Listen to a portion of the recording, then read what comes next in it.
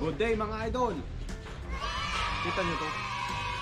Ang gagawin natin ngayon, mag-unbox tayo ng frame na Devil.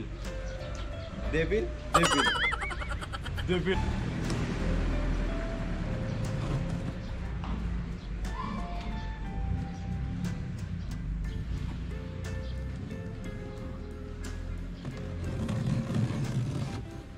Wow! Sana all may carbon frame. Ano nga naka-stipler mo? Save lang na siya.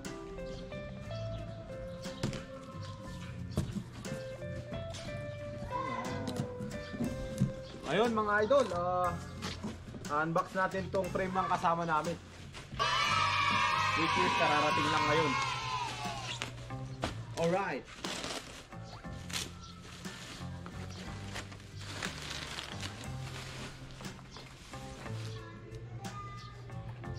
Wow, sana all.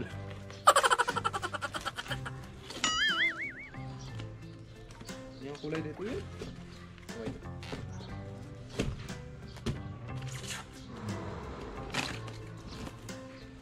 Ayan mga idol.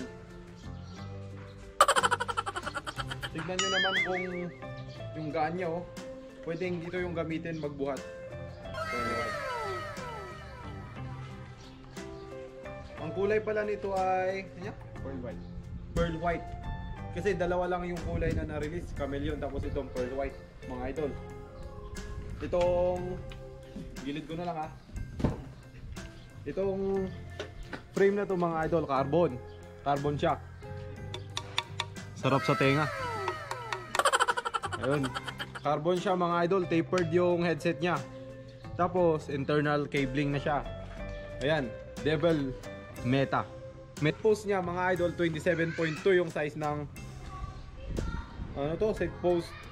Basta sa may paglagyan ng set post mga idol, 27.2. Tapos true axle na siya ngayon mga idol. 148 by 110. Ayan. Wow, sana all.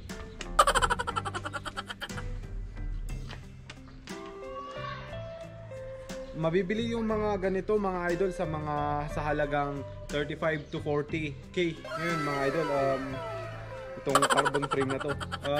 Itong frame pala na to mga idol, gawa siya sa T1000 carbon. Ayan. Ayan mga idol, kung may budget kayo pambili ng carbon frame, suggest ko tong Devil na to. Kasi magaan.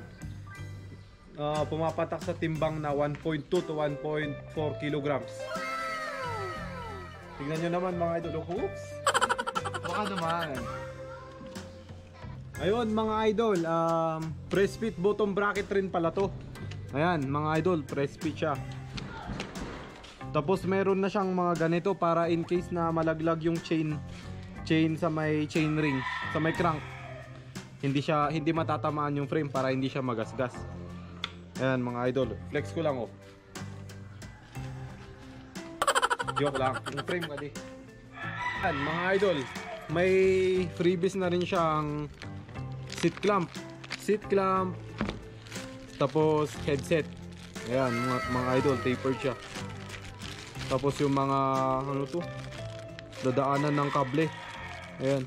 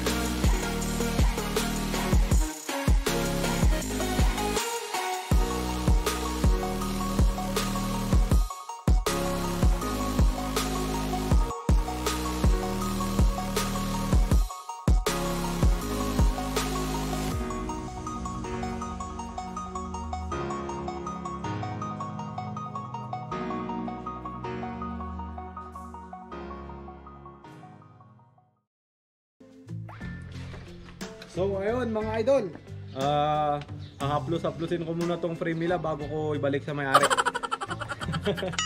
Ayan, ano to? Unboxing lang muna tayo ngayon mga idol. Pag nabigyan tayo ng oras, ay ipapakita natin ng buo tong bike kung na-assemble na. Kasi papa-assemble na mamaya, in-unbox lang natin mga idol. Kaya yun, ingat kayo mga idol. Ride safe, tapos God bless.